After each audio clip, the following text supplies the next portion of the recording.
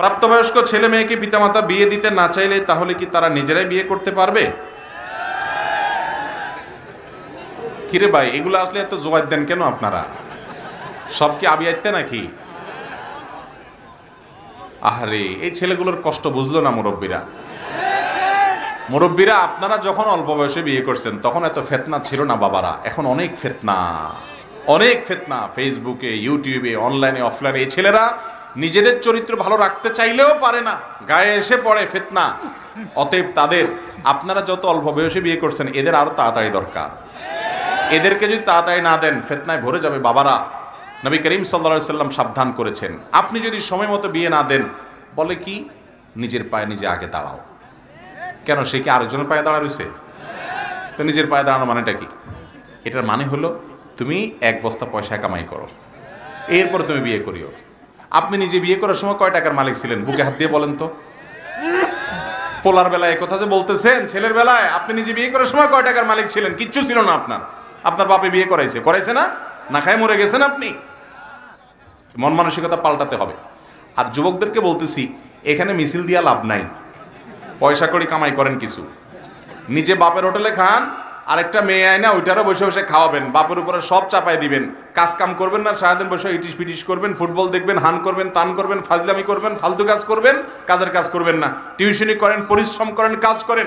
বিদেশে অমুসলিম দেশগুলোর অনেক ভালো দিক আছে যেগুলো ইসলাম আমাদেরকে দিয়েছে, আমরা করি না। তাদের দেশে দেখা যায় যে বড়লোকের ছেলেও সে নিজে উপার্জন করে, বাবার দিকে তাকায় থাকে না, কিছু একটা করে, উপার্জন করেন, পয়সা করি কামান। আরে ভাই, দুনিয়াটা এরকম, পয়সা করি যখন কামানো ধরবেন আর পয়সা করি যখন হয়ে যাবে, তখন বিয়ে আপনি চাওয়া লাগবে না, মেয়ের বাপরা আপনারা টেনে নিয়ে যাবে। অতএব নিজেরা উপার্জন করতে হবে। আর উপার্জন যদি করতে সেরকম নাও পারে, বাবা মারা সহযোগিতা করা উচিত, সহযোগিতা করা উচিত। আল্লাহ সবাইকে বোঝার তৌফিক দান করুন। কিন্তু তাই বলে বাপ মা দেয় না দেখে একদম নিজেরা পালায়া 2 নম্বরই করে বিয়ে করবেন। বিয়ে এটা পালায়া করা জিনিস না। এটা কি চুরি নাকি? এটা তো ভালো জিনিস। চুরি করে কেন করবেন?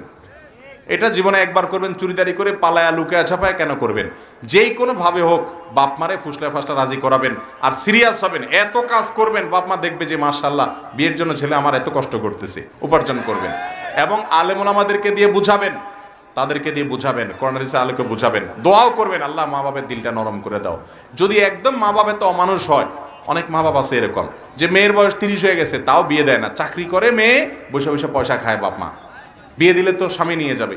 এরকম যদি হয় তাহলে সেক্ষেত্রে আলেমদের সাথে, আমার মাসআলা কমন মাসআলা নেবেন না, আলেমদের সাথে দেখা করে, বিচক্ষণ কোনো আলেমের সাথে পরামর্শ করে আপনার পুরো অবস্থা ডিটেল বলে পরামর্শ নেবেন যে হুজুর আমার এই মুহূর্তে কি করা উচিত। এমনও হতে পারে যে আপনাকে তখন পারমিশন দেওয়া হবে, যাও তুমি কোনো দ্বিতীয় ব্যক্তিকে অভিভাবক বানিয়ে তোমার সেকেন্ড অভিভাবকের কাছে গিয়ে তার মাধ্যমে, অথবা তুমি নিজে প্রাপ্তবয়স্ক হলে বিয়ে করো, তারপরেও গুনাহ থেকে বাঁচতে হবেই হবে। প্রয়োজনে যদি এমন হয় যে সকল পথ বন্ধ, গুনাহ থেকে বাঁচার কোনো উপায় নাই, তাহলে সেদিকে আপনি যেতে পারেন শেষ চিকিৎসা হিসাবে। তার আগে অনেকগুলো আছে, গুনাহের রাস্তার ধারে কাছে যায়েন না, চোখের গুনাহ থেকে হেফাজত করেন, তাহলে তো অর্ধেক বাঁচা সহজ হবে। নিজে সব জায়গায় চোখ বালায় বেড়াবেন, এরপর বলবেন গুনাহ থেকে বাঁচতে পারি না, হবে না তো। আল্লাহ বলছেন ওয়ালা তাকরাবুজ জিনা, জিনার কাছেও, কাছে যায় বলবেন কি হুজুর বাঁচতে পারতেছি না, আপনি সরে আসেন, তাহলে তো বাঁচতে পারবেন। আল্লাহ তাআলা আমাদের জন্য সহজ করে দেন, যুবকদের চরিত্রগুলো হেফাজত করার তৌফিক দান করেন। যৌবনে কালিমা লাগাইলে ভাইরা সারা জীবন আফসোস করবেন, বুড়ো বয়সে সেজদা দিবেন আর চোখের সামনে ভাসবে আরে আমি জোয়ান বয়সে কত আকাম কুকাম করছি, আফসোস হবে, অপরাধ বোধ তাড়িয়ে বেড়াবে। আর যৌবনকালে যদি বাঘের বাচ্চার মতো হারাম থেকে বাঁচতে পারেন, তখন নিজের কাছে ভালো লাগবে যে আলহামদুলিল্লাহ আমার যৌবনে আমি কালিমা লাগাতে দেই নাই, সবগুলো আকাম কুকাম করছে আমি করতে দেই নাই। চেষ্টা করে যাবেন ইনশাআল্লাহ। আল্লাহ আমাদেরকে তৌফিক দান করুন।